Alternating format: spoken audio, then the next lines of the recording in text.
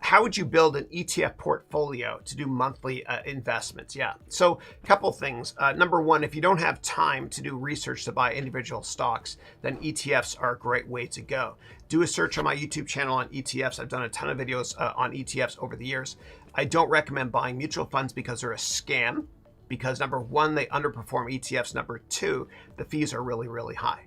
Now, when it comes to ETFs or investing in general, what I always recommend doing is, if you can, and I know times are tough now, but if you can, every 2 weeks or so when you get your paycheck, have money automatically taken out of your paycheck and invested in stocks or whatever asset class you're interested in, like ETFs.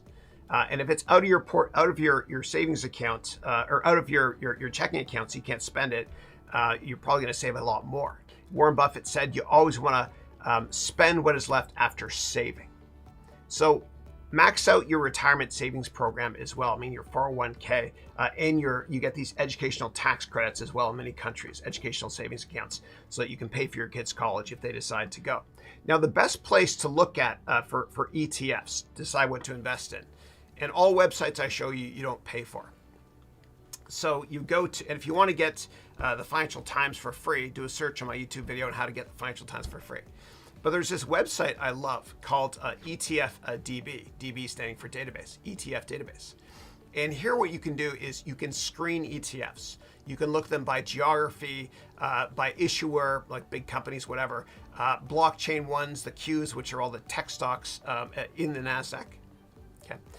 You can invest in different countries, etc. And there's like 5,000 or 6,000 ones here that you can do work on, right? If you don't have the time to do a lot of work on this sort of thing, then I recommend owning a basket of stocks that are exposed to different countries. Like the SPY is the United States, right? That's S&P 500 index. The EWC is my beloved Canada. The EWZ, or Z as we say in Canada, is Brazil. So you can scroll through these. Then what you can do is you want to look at what the fee is as well on an annual basis, and you want to look at liquidity, and I'll show you how right now. All right, so let's do Brazil. Speaking of EWZ, yeah. So here it is here. So you got the EWZ here. So right here, the expense ratio is 0.57%, and what that means is this. It means for every $100 you invest in this ETF, you're going to pay 57 cents per year, okay, in fees. That's pretty good. More liquid ETFs have a fee of less than 0.1% though, like the SPY. So you can click here to find out what the holdings are as well, but let me show you a better way to do it. Another free website, Yahoo Finance.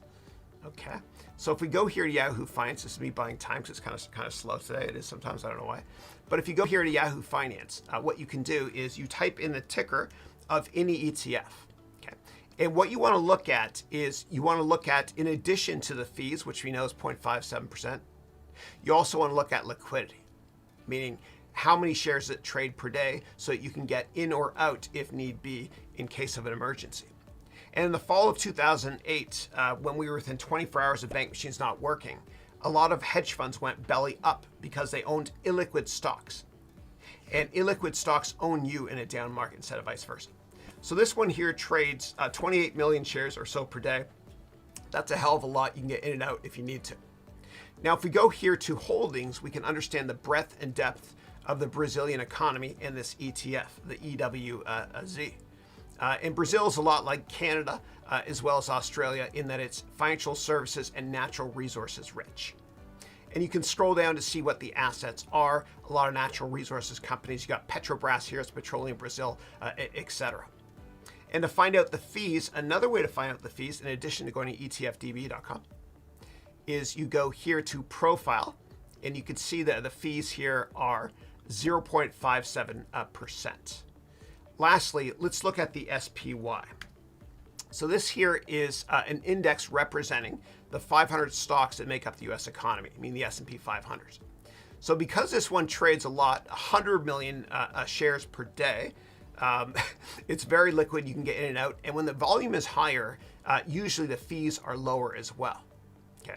And so if we go here to profile, we'll see that the expense ratio is less than 0.1%. So if you put $100 into the S&P 500 ETF, ticker SPY, then every year you'll pay 9 pennies in fees. And you can also go here and look at the breadth and depth of this ETF.